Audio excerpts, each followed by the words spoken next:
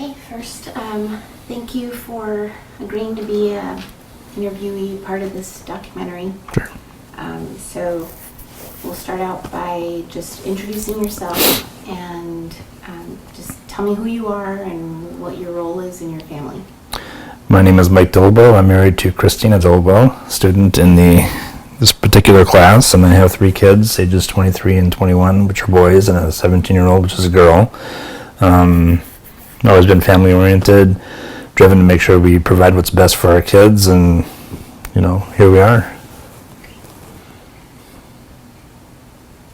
So, the documentary is about coronavirus Yep. and how it's affected our family. Yep. What do you remember about when the news of the pandemic first broke? Well, we were preparing for spring break vacation. We'd already made reservations, paid for our condominium down in Rocky Point, Mexico. And when I heard about the pandemic, it was it was in the very back of my mind. It's just like, oh, okay, well, anyways, we need to get ready and go on vacation. So it didn't hold much weight in my mind. So when did the coronavirus or pandemic start to hold weight for you? When did it change for you? Ironically, when we were down in Rocky Point, Mexico, browsing through Facebook, people saw that we were down there and started texting me saying, hey, there's a shortage on toilet paper. Can you bring us back some from Mexico? And I just thought that was silly. So the more research I started doing, it's like, oh my gosh, the average American is out there hoarding up as much as they can with canned food, frozen food, toilet paper. And at that point, I was like, this is really something else, unprecedented. Okay. How about once you came back to the United States? Was it life as usual, or when did things start to change? When I first came back, to me, life was still as usual. I was just trying to soak it all in, and things probably didn't start to change until you started reading about the number of cases that were increasing, and the minute that Arizona had 2 confirmed deaths, and then they broke it down by zip code on how many people were getting sick by county or zip code. That's when I realized that it was real. And then we started seeing press conferences with the President of the United States, Governor Doug Ducey coming on and saying, here's what we know about it, which is not much. We didn't know much about it. When did you start to see that it was affecting your family? I would say it didn't take very long after we came back from spring break, because like I told you in the intro of who I am, I'm always trying to do what's best for our family. So then when I started to put restrictions on the kids and where they could go, who could come over, who was allowed to come in the front door, it was also difficult for me because I couldn't be hypocritical, because we're very social people, and it was very difficult for me not to have my friends come over, for our Friday night get-togethers. So that was just a huge reality check for me, and it was really a difficult transition. You didn't mention your parents, but that's kind of a big part of your life. Mm-hmm. Tell me about how this all affected your parents. Well, my parents, my father is 100% blind, so he doesn't leave the house unless I take him somewhere. My mother had a stroke 2 years ago, so she can't drive anymore, so she's also homebound. So the fact of the matter is that anything that my parents need, 100% of all their activity, whether it's groceries, doctor's appointments, goes through me. So I had to be very strategical in thinking that I need to make sure that I can stick this out and be there for them if anything goes awry. And so it was just very awakening, and it was sacrifices we had to make as a family to make sure that my parents stayed safe, because they're the vulnerable ones. My mom has rheumatoid arthritis on top of her stroke, which means her immune system is suppressed, and it's just there's still so many unknowns about this pandemic that I don't know what's safe, what's not safe, what's fact versus fiction. And I understand that, so Zach and Nick had both tested positive for coronavirus. Mm-hmm. How did that change things around the house? Well, the thing is the news, you don't know what to believe in the news. And they're saying, oh, if you're young and healthy, you're, 99.9% chance that, you'll coast right through it and you'll be fine. But there's young and healthy people that are dying, or there's young and healthy people that get it. They pass, it passes through their body and they're done with it, but then there's long-term effects that we don't know about. It's like, it's like a movie that's been written, that we've watched in the past, and really the end hasn't been written yet. We don't know how it's going to end. So it's really, it's, I don't know what to say. I don't know what the future holds, because nobody does. So, since Zach and Nick have had it, do you feel like, they're young adults, are they being careful? Are they feeling invulnerable? What exactly is going on with them since they have had it now?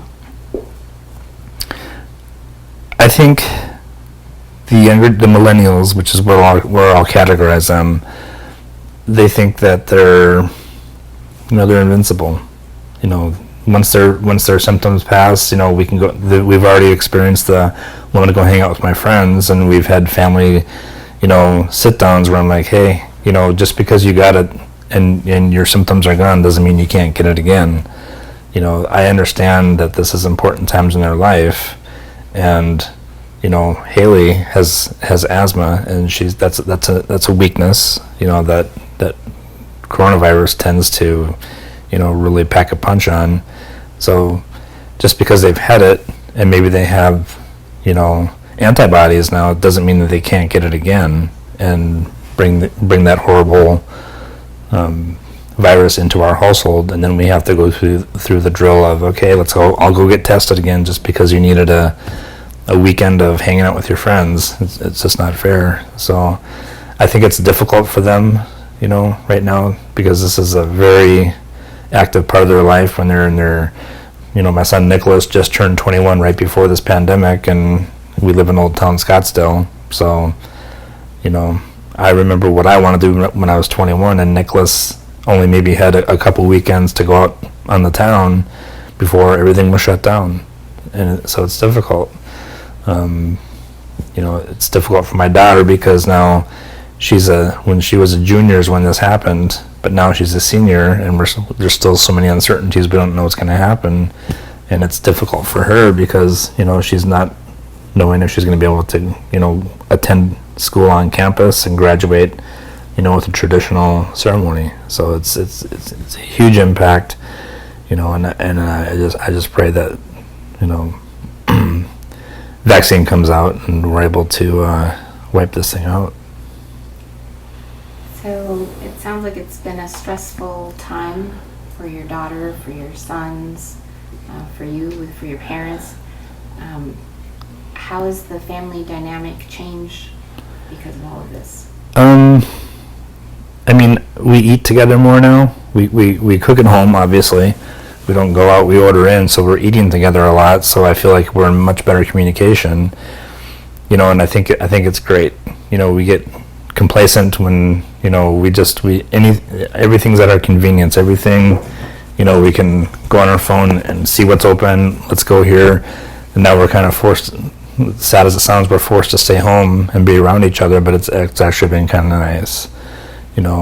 On the other hand, we're together all the time, so sometimes it can get contentious where, the kids are saying, well, you guys are having friends over, well, then can we? So, it's kind of a hypocritical situation. And then I have to explain to them where, I've lived on this earth for 30 more years than you, and I kind of have an idea, but, of how things should be, but really I don't when it comes to a pandemic, so they're right. The only thing that I can guarantee is that the friends that I hang out with I know what's going on in their household before I let them over here or I go over there. Whereas when they go to their friend's house, I don't know what goes on over there. Therefore, I just have to assume the worst, that it's just, a bunch of kids gathering, and who knows what that ripple effect is, and how many germs are being passed around in that house that they bring back here. So, I understand the contentions, between kids versus parents, and we're just all trying to do the best we can. What was it like, or what is the plan in regard to returning to school and work? Well, in communication with my office, I'm not allowed to go into my office unless it's absolutely necessary, and if I do go in, it's after 10 o'clock at night, and even when I do go in, they're monitoring temperatures to make sure I don't bring germs into the building. So at this point in time, I don't anticipate finding out if I'm going back to the office until after the new year. In regards to the kids, I believe they're going to start off online, here in about a week and a half, and then once the teachers are ready, they'll open it up to the kids who chose to go in and attend class in person.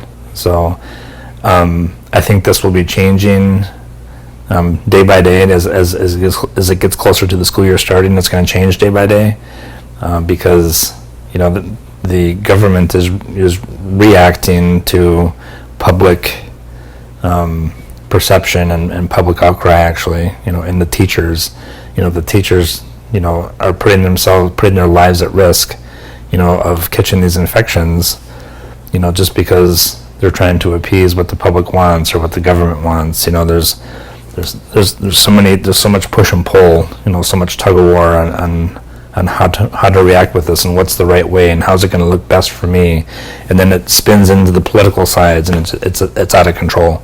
So I have no idea how it's going to unfold, but as of this point in time, Haley's going to start off online, and then based on the progress of the slowing down of the spread of the pandemic, we'll decide if she gets to go into campus or not.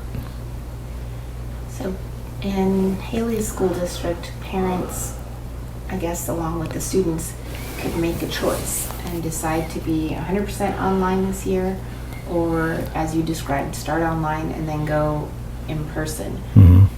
What tell me about that decision between online versus going into school. What happened there? I think the online, for year round is, in most cases, is the safest bet. But I tend to be the person that's like, what? I mean, look at the statistics. Most people that are, with a weakened immune system are the ones that are passing away from it, are the most greatly affected. We're from a pretty healthy family. My only reservation is Haley's asthma, but I lean more towards, let's give her senior year. I think we're going to be okay as long as the school districts are practicing social distancing and playing it safe. This is one of the most important years of her life, which is her senior year. I know she's got the whole future ahead of her, and we all want to make sure that she's here for that future. So that's where it's like it's a tug of war within myself. What do I let her do? So I think online school is great, especially for the younger age kids, because they still have. I'm just based on how our science is progressing on this. I know that within 6 months to a year, this will all be resolved. Much like the Spanish flu back in 100 years ago. So yeah, it's an internal struggle within myself. So at this point in time, we have Haley on a hybrid where she'll start off at home, and then a couple weeks later she'll go in to campus. But if I see that things are getting worse and things are spinning out of control as far as the number of cases, I don't care what the choices were, but I'll demand that she just stay home. So that was the last of my questions, but I'm curious, what would you say